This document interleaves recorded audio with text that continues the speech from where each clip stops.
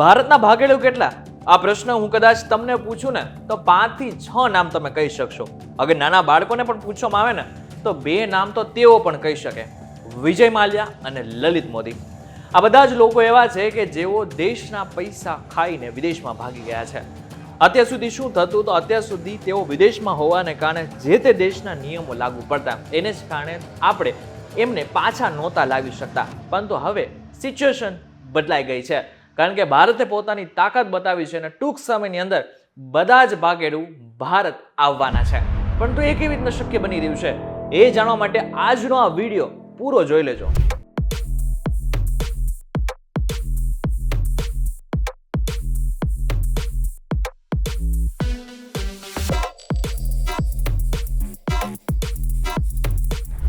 Welcome back focus VTV ગુજરાતી.com પર તમે જોઈ રહ્યા છો ડેઈલી ડોઝ અને હું છું આપનો દોસ્ત કરણ ચડોતરા.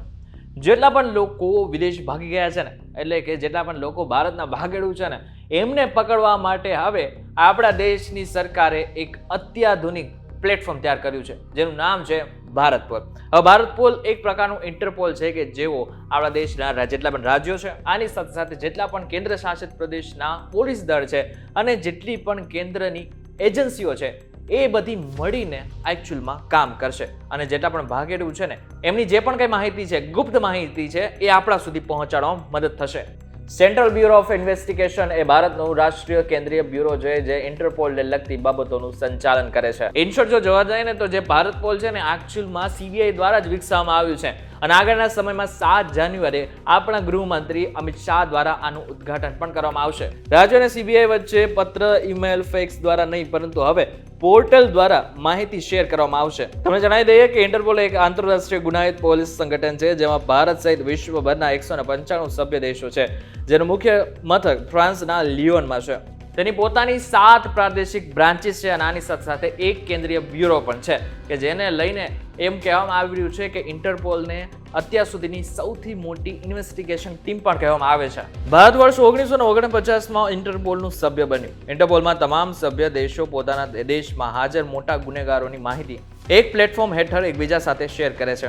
સીબીઆઈ જે છે એ ઇન્ટરપોલ અને બીજી કેટલીક એવી એજન્સીઓ છે એની વચ્ચે નોડલ તરીકે કામ કરે છે.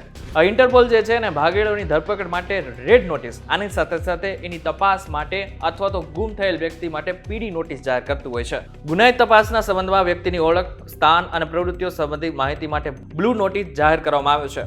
પરંતુ અહીં મહત્વની વાત તો એ છે કે ઇન્ટરપોલ પાસે એવી કોઈ પણ પ્રકારની સત્તા નથી કે જે તે વ્યક્તિની ધરપકડ કરી શકે, કારણ કે જે તે વ્યક્તિ જે તે દેશમાં છે એના લોન કે પછી એના નિયમો લાગુ પડે છે. એટલા માટે થઈને અત્યાર સુધી વિજય માલ્યા કે લલિત મોદીની ધરપકડ નથી થઈ શકી. હવે આ બધાની વચ્ચે તમને એક પ્રશ્ન થતો હશે કે ઇન્ટરપોલની શરૂઆત ક્યાંથી થઈ અને આ બાદ ઇન્ટરપોલની જરૂરત શું કામ પડી હતી? તો સમય હતો વિશ્વયુદ્ધનો કે જ્યારે વિશ્વયુદ્ધ દરમિયાન જે તે દેશોના ગુનેગારોને પકડવા માટે અને જે તે ગુનેગારો દેશ છોડીને ભાગી જતા હતા એ લોકોને પકડવા માટે એક સંસ્થાની સ્થાપના કરવામાં આવી હતી, જેને જ ઇન્ટરપોલ કહેવામાં આવ્યું હતું, જેની સ્થાપના 7 સપ્ટેમ્બર 1923ના રોજ વિયેના, ઓસ્ટ્રિયામાં કરવામાં આવી હતી. જોકે તે સમયે ઇન્ટરપોલને ઇન્ટરનેશનલ ક્રિમિનલ પોલીસ કમિશન કહેવામાં આવતું હતું, પરંતુ 1956 થી તેને ઇન્ટરપોલ એટલે કે ઇન્ટરનેશનલ ક્રિમિનલ પોલીસ ઓર્ગેનાઇઝેશન કહેવામાં આવી રહ્યું છે. ઇનશોર્ટ જો જોવા જાય ને તો ભારત માટે એક સારો સમય એટલા માટે કહી શકાય કે હવે આગળના સમયમાં જે લોકો ભાગેડુ છે એ લોકોને પાછા લાવવામાં મદદ થઈ શકે છે. જોકે અત્યારે તો આ ખાલી માત્ર બ્લુ પ્રિન્ટ જેવું જ છે. હવે 7 જાન્યુઆરીએ જ્યારે એને લોન્ચ કરવામાં આવશે, એટલે કે ભારત પોલને જ્યારે લોન્ચ કરવામાં આવશે ત્યારે જ આપણી સામે વધારાની માહિતી આવશે. પરંતુ અત્યાર સુધીની જો વાત કરવામાં આવે તો ઇનશોર્ટ આપણે એટલું કહી શકીએ કે ભારત પોલથી હવે જેટલા પણ લોકો ભારતના પૈસા ખાઈને વિદેશમાં જતા રહ્યા છે ને, એ લોકોને ભારત પાછા લાવવા માટેની એક આશાની કિરણ છે. ત્યારે આ બાબતને લઈને તમારું શું કહેવું છે અમને કોમેન્ટ કરીને ચોક્કસથી કહેજો. વિડીયો થકી જો તમને કોઈ ઇન્ફોર્મેશન મળી હોય તો વિડીયોને લાઈક અને શેર જરૂરથી કરજો. તથા આવા જ ઇન્ફોર્મેટિવ વિડીયોઝ માટે વીટીવી ગુજરાતી.com ની અમારી ચેનલને એકવાર સબસ્ક્રાઇબ કરી નાખજો. ફરી મળીશું નવા વિડીયો સાથે, નવા કોન્સેપ્ટ સાથે. ત્યાં સુધી મને રજા આપો. નમસ્કાર.